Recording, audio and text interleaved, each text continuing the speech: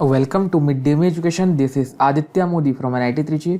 आज हम लोग ग्रेविटेशन चैप्टर का पार्ट 5 देखेंगे। पहला 4 पार्ट अपलोड हो चुका है और भी वीडियो लेक्चर दूसरा चैप्टर का मिल जाएगा और नोट्स भी मिल जाएगा। डिस्क्रिप्शन में जाकर इस चैप्टर का नोट्स डाउनलोड कर लीजिए।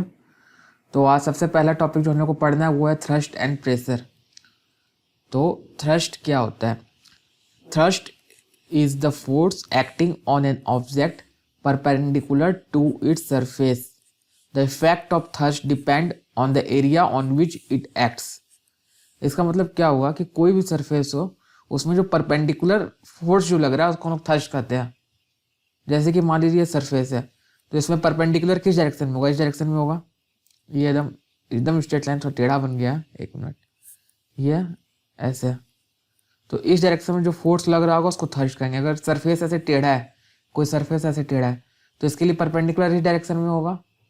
तो इस डायरेक्शन में जो फोर्स लग रहा होगा परपेंडिकुलर होगा, इसके परपेंडिकुलर होगा, 90 डिग्री पे होगा।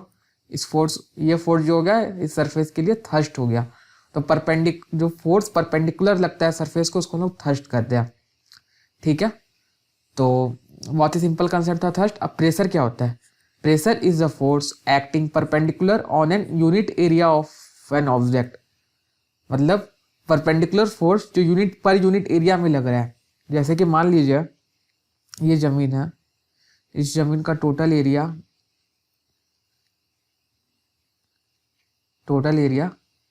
10 मीटर स्क्वायर है। ठीक है, और ये जमीन में बहुत बड़ा बॉक्स रखा हुआ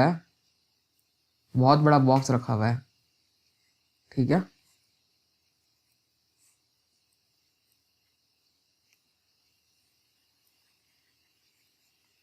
थोड़ा फिगर ढंग से नहीं बना है, जमीन को थोड़ा बढ़ा दीजिए।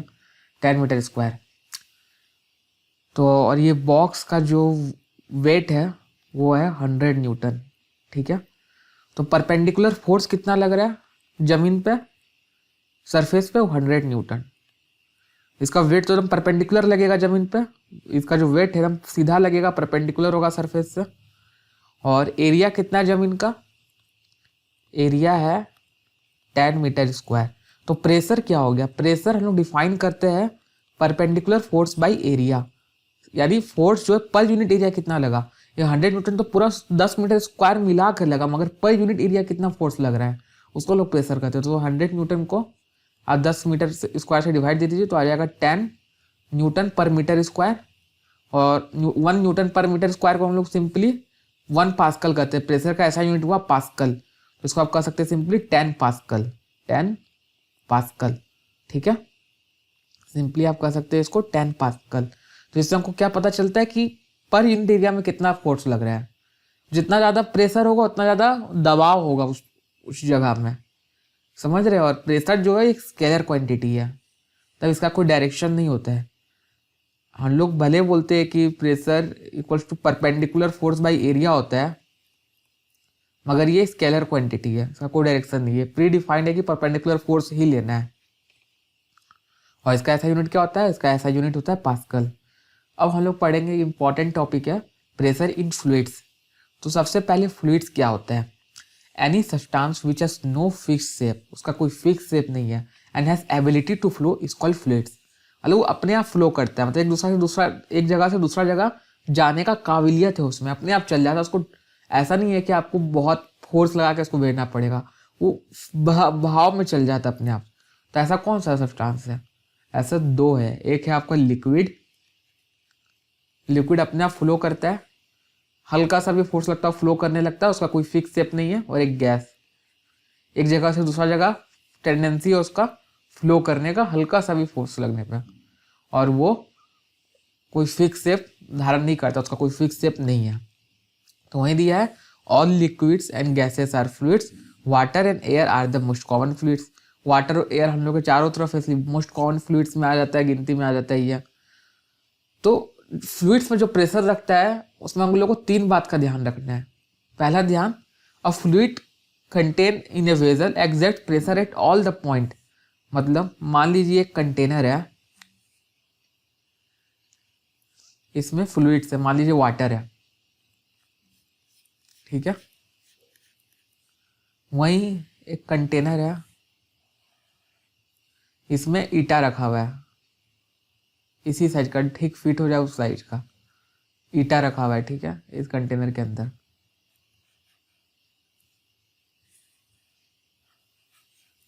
ईटा रखा हुआ है, ठीक है, एक ब्लॉक रखा हुआ है। तो जो फ्लूइड होगा वो नीचे तो प्रेशर लगाएगा ही कंटेनर के, मगर साइड वेजल के साइड में भी प्रेशर लगाएगा, मतलब कंटेनर के साइड में भी प्रेशर लगाएगा, वाल्स में भी प्रेशर लगाएगा, इस डायरेक्शन में भी। मगर जो सॉलिड है वो सिर्फ नीचे प्रेशर लगाता है, साइड में प्रेशर नहीं लगाता है, ये दीवार में प्रेशर नहीं लगाता है सॉलिड, समझ में आ रहा है। मगर जो फ्लूइड है वो सब डायरेक्शन में प्रेशर लगाता है, वाल्स ऑफ द कंटेनर में भी प्रेशर लगाता है। मतलब अगर एक गोल आकार का ग्लास है, इसमें पानी आप रखिएगा तो हर पॉइंट पे प्रेशर लग रहा होगा ग्लास के, जितना दूर पानी रखा हुआ है नीचे वाल्स में हर जगह प्रेशर लग रहा होगा। मगर ऐसा सॉलिड के केस में नहीं होता है, ठीक है, ये हमको याद रखना है प्रेशर इन फ्लूइड्स में केस में। और solid exerts pressure only on the surface on which it is place, that is at the bottom. वही सॉलिड जहाँ रखा हुआ है उसके बॉटम में ही प्रेशर लगाएगा, खाली यहाँ पे ही प्रेशर लगाएगा। So fluids exerts its pressure on the bottom as well as on the walls of the container due to its tendency to flow। इसलिए कह सकते हैं हम लोग जब फ्लूइड्स हर डायरेक्शन में प्रेशर लगाता है, और हम लोग कह सकते हैं सिंपली कि फ्लूइड जहाँ भी रखा हुआ है, कोई भी कंटेनर में रखा हुआ है, वो नीचे तो लगाएगा ही और वाल्स में भी लगाएगा। क्यों? क्योंकि फ्लूइड्स ऑल डायरेक्शन में प्रेशर लगाता है, उसका टेंडेंसी होता है फ्लो करने का, बहने का, मतलब जहाँ पे उस पड़ा हुआ है उससे दूर भागने का, इसलिए वो हर डायरेक्शन में प्रेशर लगाता है। जैसे देखिए ये एक कंटेनर है, इसमें आप अगर नीचे में होल करते हैं तो पानी बाहर निकाल के फेंका जाता है, तो प्रेशर लगा रहा होगा फ्लूइड अंदर से ऐसे ऐसे, तभी ना फोर्स लग रहा होगा, फेंका जाता है। वहीं आप देखिएगा, एक चीज़ और गौर कीजिएगा, जितना नीचे जाइएगा उतना दूर फेंकाएगा पानी, और जितना ऊपर होल कीजिएगा उतना पास में फेंकाएगा। यहाँ देखिए ये पास में गिरा, और ऊपर हम लोग होल किए, यहाँ पे किए तो पानी और पास में गिरा, और जितना नीचे किया उतना दूर फेंकाया पानी, इतना दूर फेंकाया।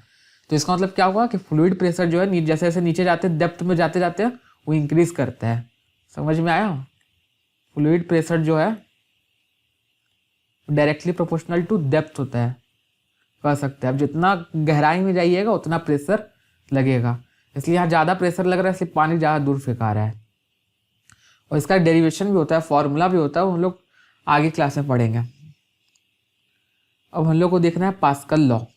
तो पास्कल लॉ क्या है? According to Pascal's law, any force applied to a confined fluid is transmitted uniformly in all directions throughout the fluid regardless of the shape of the container। मतलब कि अगर कोई एक कंटेनर है ऐसा,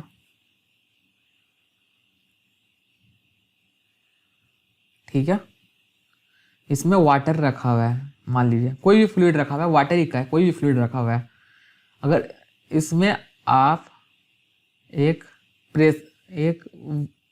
पिस्टन के थ्रू प्रेशर बढ़ाते हैं, पिस्टन हो गया मतलब एक सॉलिड मेटल मान लीजिए ऐसे जो है, और जो ऊपर ऐसे रॉड से जुड़ा हुआ है, इस पर अगर आप फोर्स लगाइएगा इस पिस्टन पे, तो यहाँ जो फ्लूइड है, मतलब इसमें आप वो ऊपर से फोर्स लगा रहे हैं नीचे डायरेक्शन में, ये पिस्टन हो गया। पिस्टन मतलब जो सॉलिड, ये सॉलिड है, मतलब सॉलिड ब्लॉक है जो अटैच है ऊपर रॉड से है ये, ठीक है। इससे फोर्स लगाइएगा और ये फ्लूइड है, फोर्स जब बढ़ाएंगे तो प्रेशर भी बढ़ेगा, तो प्रेशर जो है वो हर डायरेक्शन में बढ़ेगा, नीचे तो बढ़ेगा ही, और जितना नीचे बढ़ेगा जितना एक्स्ट्रा प्रेशर आएगा वो सब साइड में भी बढ़ेगा, हर डायरेक्शन में बढ़ेगा, यहाँ भी बढ़ेगा, यहाँ भी बढ़ेगा, यहाँ भी बढ़ेगा, यहाँ भी बढ़ेगा। मान लीजिए पहले नीचे P था प्रेशर, इसके आने की वजह से एक्स्ट्रा प्रेशर Q आया, तो P प्लस Q हो जाएगा टोटल प्रेशर नीचे में। और यहाँ मान लीजिए पहले प्रेशर P डैश था, तो एक्स्ट्रा ने से इसके Q जो नीचे ऐड हुआ यहाँ पे भी P डैश प्लस Q हो जाएगा, यहाँ भी P डैश प्लस Q हो जाएगा, तब हर जगह प्लस Q प्रेशर ऐड हो जाएगा। अगर इसके आने से, ये फोर्स लगाने से एक्स्ट्रा प्रेशर Q आया तो हर जगह वो Q ऐड हो जाएगा, सिर्फ नीचे ही नहीं, हर जगह वो एक्स्ट्रा प्रेशर Q ऐड हो जाएगा। तो वही बोलना चाह रहे हैं कि according to Pascal's law, any force applied to a confined fluid is transmitted uniformly in all direction throughout the fluid regardless of the shape of the container. वो हर डायरेक्शन में थ्रू आउट द फ्लूइड वो pressure transmit हो जाता है अगर कोई force हम ऊपर से लगाते हैं फ्लूइड में, और इसी को हम लोग क्या कहते हैं, इसी को हम लोग को पास्कल लॉ कहते हैं। अब हम लोग करेंगे बॉयंसी। बहुत ही इंपॉर्टेंट कंसेप्ट है बॉयंसी। तो बॉयंसी क्या होता है? The tendency of fluid to exert an upward force on an object emerged in it is called buoyancy. मतलब फ्लूइड का एक टेंडेंसी होता है, कोई भी ऑब्जेक्ट अगर उसमें इमर्ज होता है, डूबा हुआ रहता है, हल्का सा भी डूबा हुआ रहता है, तो उसको ऊपर ढकेलने की कोशिश करता है, उसमें ऊपर फोर्स लगाते हैं, उसको हम लोग बॉयंसी कहते हैं। जैसे आप कोई कंटेनर में अगर पानी भरा हुआ है, उसमें बॉल को डुबाने का कोशिश कीजिएगा तो आपको लगेगा कि फ्लूइड आपको ऊपर ढकेल रहा है। आप हाथ से इस बॉल को अंदर डुबाने का कोशिश कीजिएगा तो ये जो बॉल है आपके ऊपर अपोजिट डायरेक्शन में फोर्स लगाएगा, लगेगा कि पानी बॉल को ऊपर क्यों ढकेल रहा है, और डुबाइएगा तो फिर वापस अपने आप ऊपर खिंचा जाएगा, बॉल अपने आप ऊपर आ जाएगा। तो मतलब फ्लूइड भी फोर्स लगा रहा है बॉल पे, बॉल को तो ग्रेविटी नीचे खींच रहा है, तो बॉल को तो पानी में डूब जाना चाहिए, मगर डूबता नहीं है, पानी में तैरता है। क्यों? इसका मतलब ऊपर की डायरेक्शन में कोई फोर्स लगा रहा है जो ग्रेविटेशनल फोर्स को बैलेंस कर रहा है, उस फोर्स को हम लोग कहते हैं बॉयंसी। फ्लूइड के उस प्रॉपर्टी को हम लोग बॉयंसी कहते हैं कि जिसमें फ्लूइड जो है अपवर्ड डायरेक्शन में फोर्स लगाता है, और उस फोर्स को हम लोग बॉयंट फोर्स कहते हैं या अपथ्रस्ट कहते हैं। तो बॉयंट फोर्स और upthrust is an upward force which acts on an object when it is emerged in the liquid. और लिक्विड के टेंडेंसी को हम लोग बॉयंसी कहते हैं, फेनोमेनन को बॉयंसी करते हैं, जो अपवर्ड फोर्स लगता है उसको लोग कहते हैं बॉयंट फोर्स। FB से डिनोट कर दीजिए इसको, तो जनरली हर जगह न्यूमेरिकल्स में इसको FB से डिनोट किया जाता है, और सिंपली आप उसको अपथ्रस्ट कर सकते हैं। अब कोई भी चीज़ अगर पानी में तैरता है तो इसका मतलब पानी उसमें अपवर्ड फोर्स लगा रहा है, ऊपर के डायरेक्शन में फोर्स लगा रहे हैं। तो अगर आप हवा में कोई चीज़ छोड़ दीजिए, हवा में ब्लॉक छोड़ दीजिए, तो ब्लॉक तो नीचे गिर जाता है, क्योंकि उसमें वेट लगता है नीचे की ओर। हालांकि हवा में इसमें बॉयंट फोर्स लगा रहा है, मगर उतना काफ़ी नहीं होता इसको तैराने के लिए हवा में। मगर वहीं कोई फ्लूइड में, जरूरी नहीं वाटर, अगर वो ब्लॉक तैर रहा है तो इसका मतलब कि उसके ऊपर डायरेक्शन में कोई अपोजिट डायरेक्शन में फोर्स लगा रहा है, और वो फोर्स बॉयंट फोर्स होता है। So the tendency of fluid to exert an upward force on an object emerged in it is called buoyancy. Buoyant force or upthrust is an upward force which acts on an object when it is immersed in a liquid. जैसे देखिए ये गिलास है, गिलास में बर्फ तैर रहा है, तो बर्फ को तो नीचे आ जाना चाहिए, तैर क्यों रहा है? मतलब लिक्विड इसके ऊपर डायरेक्शन में ऐसे अपोजिट डायरेक्शन में फोर्स लगा रहा है। वैसे ही देखिए ये शिप है, ये शिप भी तैर रहा है, तो शिप को तो पानी में डूब जाना चाहिए, तैर क्यों रहा है? तो लिक्विड जो है, ये वाटर जो है, उसमें फोर्स लगा रहा है ऊपर डायरेक्शन में, उसी को हम लोग बॉयंट फोर्स कहते हैं। तो फैक्टर्स अफेक्टिंग बॉयंट फोर्स। तो बॉयंट फोर्स किस में डिपेंड करता है? दो फैक्टर पे डिपेंड करता है। पहला डेंसिटी ऑफ फ्लूइड, दूसरा volume of object emerged in the liquid. जैसे कि अगर आप नॉर्मल वाटर में तैरते हैं, तो आपको ऊपर कम बॉयंट फोर्स लगता है, आपको ज़्यादा मेहनत करना पड़ता है तैरने के लिए। वहीं अगर आप सी वाटर में तैरते हैं, तो आपके ऊपर ज़्यादा बॉयंट फोर्स लगता है, आपको कम मेहनत करना पड़ता है तैरने के लिए। वो नॉर्मल वाटर में ज़्यादा मेहनत करना पड़ता है, सी वाटर में कम मेहनत करना पड़ता है। क्यों? क्योंकि नॉर्मल वाटर का डेंसिटी जो है कम है as compare to the sea water.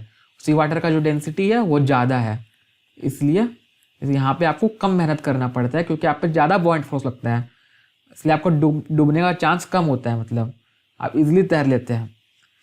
तो डेंसिटी ऑफ फ्लूइड पे क्यों डिपेंड, ये तो हम बता दिया, मान लिया। अगर ऐसा क्यों होता है, हम लोग आर्किमिडीज प्रिंसिपल करके एक आएगा अभी, उसमें जानेंगे कि डेंसिटी ऑफ फ्लूइड ज़्यादा होने पे बॉयंट फोर्स ज़्यादा क्यों लगता है।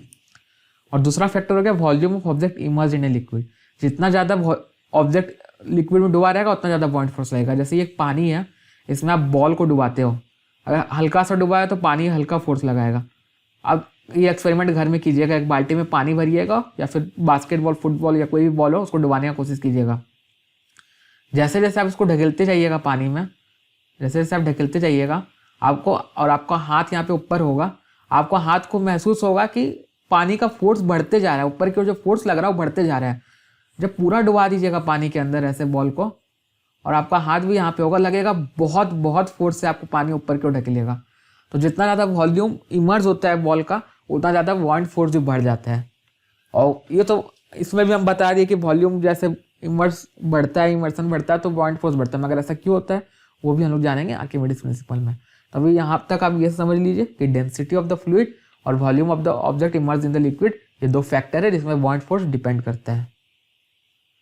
अगला टॉपिक है फ्लोटिंग और sinking of object in liquid. कोई भी ऑब्जेक्ट जो है वो लिक्विड में फ्लोट करेगा या डूब जाएगा, तैरेगा या डूब जाएगा, ये किसमें डिपेंड करता है। When an object is emerge in the liquid then the following two forces act on it. जब भी कोई ऑब्जेक्ट पानी में डुबाया जाता है या कोई भी लिक्विड या फ्लूइड में डुबाया जाता है, उसमें दो फोर्स लगता है। एक उसका वेट जो उसको नीचे के डायरेक्शन में लगता है, नीचे की ओर खींच रहा होता है, और दूसरा उसका बाउंड फोर्स है जो अपवर्ड डायरेक्शन में लग रहा होता है, जो उसको ऊपर की ओर ढकेल रहा होता है। जैसे कोई भी ऑब्जेक्ट है वो फ्लूइड में है तो एक उसका वेट लगता है नीचे की ओर जो उसको नीचे की ओर ढकेल रहा होता है, बाउंड फोर्स लगता है जो ऊपर की ओर ढकेल रहा होता है। तो ये दोनों फोर्स का जो नेट इफेक्ट होगा उसी से हम लोग, नेट रिजल्ट जो होगा उसी से हम लोग कह सकते हैं कि ऑब्जेक्ट तैरेगा या डूबेगा। अगर वेट ज़्यादा होगा बाउंड फोर्स से तो ऑब्जेक्ट डूब जाएगा, जाहिर सा बात है। अगर वेट कम होगा बाउंड फोर्स से तो ऑब्जेक्ट तैरेगा, जाहिर सा बात है, जाहिर सा बात है, ऐसा ही होगा। तो वही चीज़ है, जैसे यहाँ देखिए ये ऑब्जेक्ट जो है इसमें एफ जी नीचे लग रहा है डायरेक्शन में और बाउंड फोर्स ऊपर डायरेक्शन में लग रहा है। F B equal to F G है तो इसमें नेट फोर्स जीरो हो गया, ऊपर नीचे कट जा रहा है, तो इसलिए तैर रहा है, ना तो तैर रहा है। वहीं जैसे इस ऑब्जेक्ट को आप नीचे डुबोइएगा तो वॉल्यूम ऑफ इमर्सन बढ़ जाएगा। जैसे हम बोले जैसे वॉल्यूम ऑफ इमर्सन बढ़ेगा तो बॉन्ड फोर्स भी बढ़ जाएगा। बोले थे बॉन्ड फोर्स बढ़ जाता है जितना ज़्यादा डुबोने पर, तो बॉन्ड फोर्स अगर बढ़ जाएगा और ग्रेविटी तो उतना का ही रहेगा, जितना पहले वेट नीचे की ओर लग रहा था उतना ही रहेगा। तो जैसे इसको आप हटाइएगा, हाथ यहाँ से अपना हटाइएगा डुबो के, झट सा नहीं ऊपर खिंचा जाएगा, ऊपर फेंका जाएगा और फिर ऊपर यहाँ पे आकर तैरने लग जाएगा। अब हम लोग पढ़ेंगे डेंसिटी। तो डेंसिटी क्या होता है? The density of a substance is defined as mass per unit volume. ये आप जानते होंगे, density mass per unit volume define किया गया, एक फिजिकल क्वांटिटी है। और ऐसा यूनिट डेंसिटी का क्या होता है? KG per metre cube. तो object having density more than fluid will sink in it, whereas object having density less than fluid will float in it. कोई ऑब्जेक्ट है, उसका अगर डेंसिटी, कोई ऑब्जेक्ट है और एक जो फ्लूइड में आप उसको डुबो रहे हैं, मान लीजिए वाटर है, मान लीजिए वो फ्लूइड वाटर है, इस ऑब्जेक्ट का डेंसिटी, डेंसिटी को हम लोग जनरली रो से डिनोट करते हैं, ऐसे लिखते हैं। इस ऑब्जेक्ट का डेंसिटी अगर वाटर के डेंसिटी से ज़्यादा रहा तो ये पानी में डूब जाएगा। इस ऑब्जेक्ट का डेंसिटी अगर वाटर के डेंसिटी से कम रहा तो ये पानी में तैरेगा, ठीक है। और वहीं इस ऑब्जेक्ट का डेंसिटी अगर वाटर के डेंसिटी के बराबर रहा तो ये पानी में तैरेगा, मगर पूरा डूब के तैरेगा, जैसे इस तरह तैरेगा,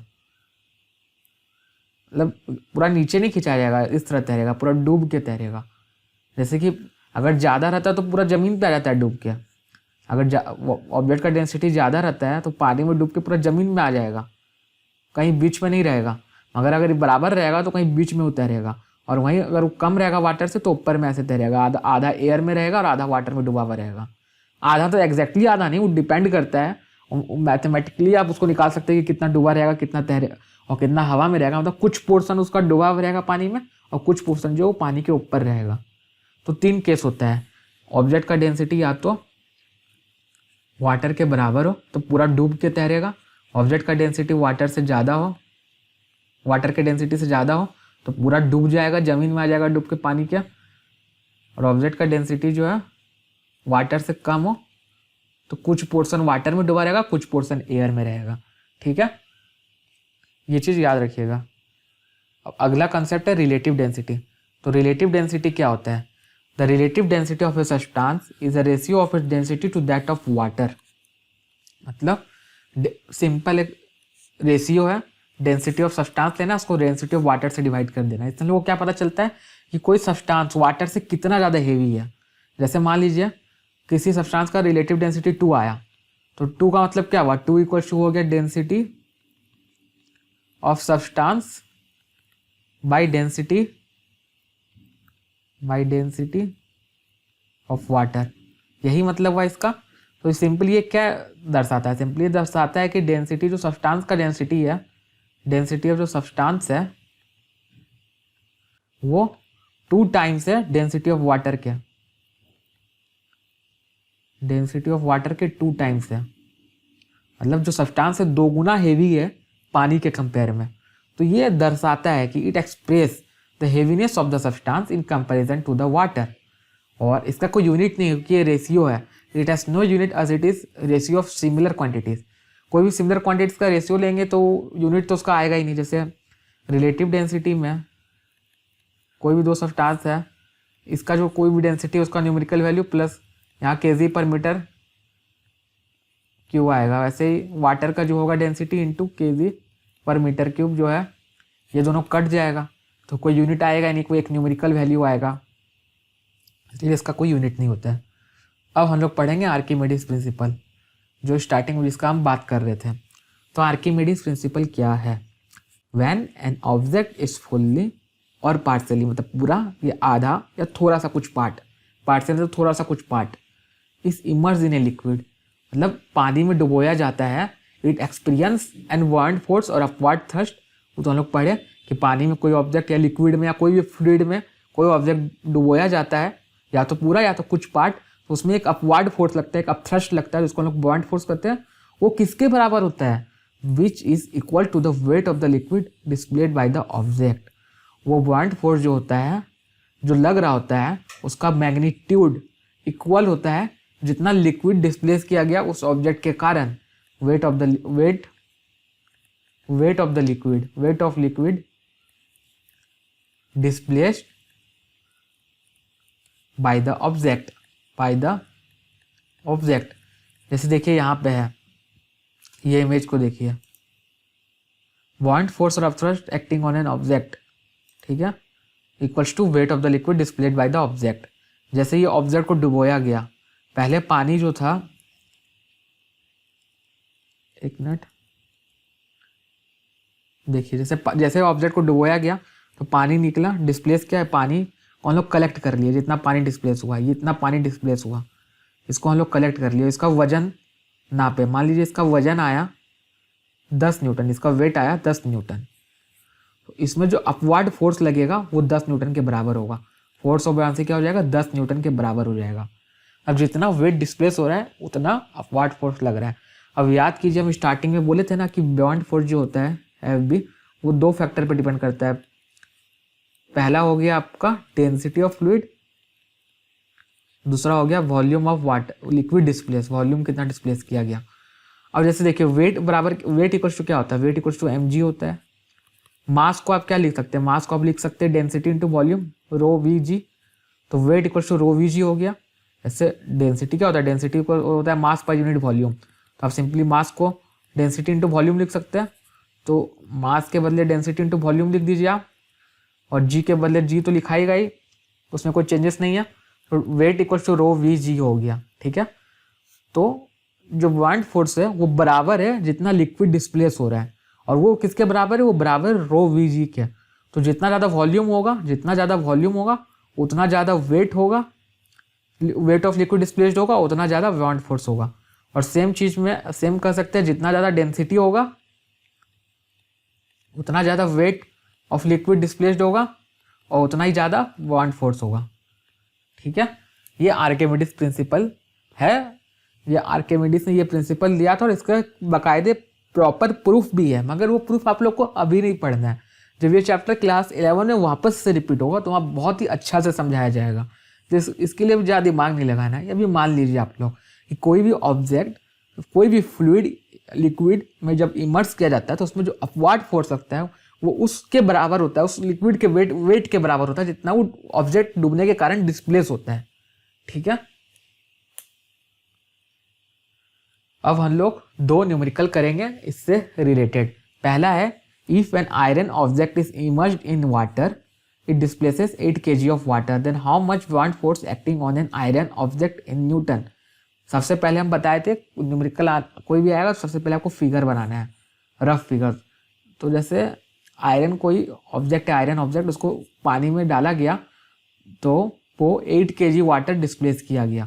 तो इसमें फिगर का कुछ खास दरकार था नहीं, तो वेट ऑफ वाटर डिस्प्ले, आप अवेलेबल डाटा लिखिए, वेट ऑफ वाटर डिस्प्लेस्ड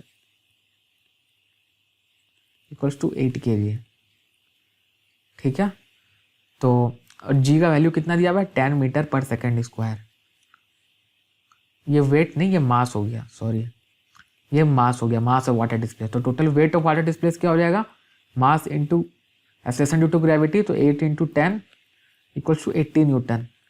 तो मतलब जो आयरन जो है उसमें अपवर्ड फोर्स कितना लग रहा होगा, 80 न्यूटन। तो एफ बी इक्वल्स टू कितना हो गया, 80 न्यूटन, 80 न्यूटन। तो F B equals to W equals to 80 newton, ये आंसर हो जाएगा। अब हम लोग अगला क्वेश्चन देखेंगे। इसमें दिया हुआ है a solid of mass 600 gram has volume of 550 centimetre cube, then what is the density of this solid, what will be the mass of the water displaced by this solid, find the relative density of the solid, will it float or sink in water. इसमें 4 question है। ये question करने से आपका सारा doubt solve हो जाएगा। तो सबसे पहला नंबर देखते हैं हम लोग कि what is the density of the solid. तो पहले मास कितना दिया हुआ है, मास दिया हुआ है m equal to 600 gram. Volume कितना दिया हुआ है, वॉल्यूम दिया हुआ है 450 सेंटीमीटर क्यूब। तो डेंसिटी जो होगा वो मास पर यूनिट वॉल्यूम होता है, equals to 600 gram by 450 equals to आएगा, ये कैलकुलेट कीजिएगा 1.33 ग्राम पर सेंटीमीटर क्यूब। ये हो गया पहला। दूसरा है what will be the mass of water displaced by the solid. तो अगर ये पूरा सॉलिड जो है, मान लीजिए कंटेनर है, ये पानी से यहाँ भरा हुआ है, इसमें अगर आप 450 सेंटीमीटर स्क्वायर वॉल्यूम का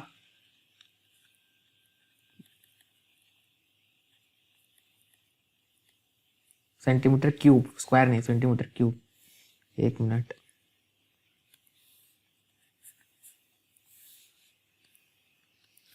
450 सेंटीमीटर क्यूब वॉल्यूम होता है, तो वाटर भी उसी वॉल्यूम का निकलेगा, उतना ही वॉल्यूम का बाहर आएगा। तो वाटर का जो वॉल्यूम आएगा वो भी उतना ही आएगा, जो फ्लो करेगा, जो डिस्प्लेस करेगा वाटर भी उतना ही वॉल्यूम का डिस्प्लेस करेगा, 450 सेंटीमीटर क्यूब। हमको मास पूछा है, तो मास क्या होता है, डेंसिटी होता है मास पर यूनिट वॉल्यूम। तो मास होगा डेंसिटी इंटू वॉल्यूम। तो डेंसिटी वाटर का कितना होता है, वाटर का डेंसिटी याद रखिएगा, स्टैंडर्ड है, हर जगह काम आता है, 1 ग्राम पर सेंटीमीटर क्यूब। तो 1 हो गया डेंसिटी, वॉल्यूम हो गया 450, तो मास कितना आ जाएगा 450 ग्राम। तो इतना मास ऑफ वाटर डिस्प्लेस किया गया। जितना वॉल्यूम डुबाया जाएगा उतना ही वाटर भी डिस्प्लेस करेगा। और तीसरा है find the relative density of solid. ठीक है, तो रिलेटिव डेंसिटी जो है वो बराबर होगा density of solid by density of water. ठीक है, तो डेंसिटी ऑफ सॉलिड तो 1.33 आया और डेंसिटी ऑफ वाटर 1 ग्राम पर सेंटीमीटर क्यूब होता है, तो इक्वल्स टू 1.33 हो गया रिलेटिव डेंसिटी। अब चौथा क्वेश्चन यहाँ पे कर रहे हैं। चौथा पूछा जा रहा है कि will it float or sink in water. Next page में करते हैं चौथा। तो वो डूबेगा या तैरेगा। रिलेटिव डेंसिटी हम लोग कितना आया, रिलेटिव डेंसिटी आया 1.33। इसका मतलब क्या हुआ, जो ऑब्जेक्ट का डेंसिटी है, ऑब्जेक्ट का जो डेंसिटी है वो 1.33 टाइम्स है वाटर के डेंसिटी के बराबर, वाटर के डेंसिटी के बराबर। ठीक है, तो मतलब ऑब्जेक्ट का डेंसिटी ज़्यादा है, क्योंकि ऑब्जेक्ट का डेंसिटी रो ऑब्जेक्ट जो है ये 1.33 इंटू रो वाटर है। इसका मतलब रो ऑब्जेक्ट जो है density of object density of water से ज़्यादा है। हम बताए थे जो ऑब्जेक्ट का डेंसिटी वाटर से ज़्यादा होगा वो क्या होगा, वाटर में डूब जाएगा, फ्लूइड में डूब जाएगा। ठीक है, तो ये डूब जाएगा, तैरेगा नहीं, इट विल सिंक। तो इसी के साथ ये चैप्टर समाप्त हो गया। इसमें जितना कंसेप्ट था आपको सब पढ़ा दिया गया। इसका जाके नोट्स, इसका PDF नोट डिस्क्रिप्शन में जाके डाउनलोड करके रिवाइज कीजिए, NCERT रीड कीजिए, NCERT का सारा क्वेश्चन सॉल्व कीजिए। तो अब अगले चैप्टर में हम लोग मिलेंगे, तब तक के लिए धन्यवाद।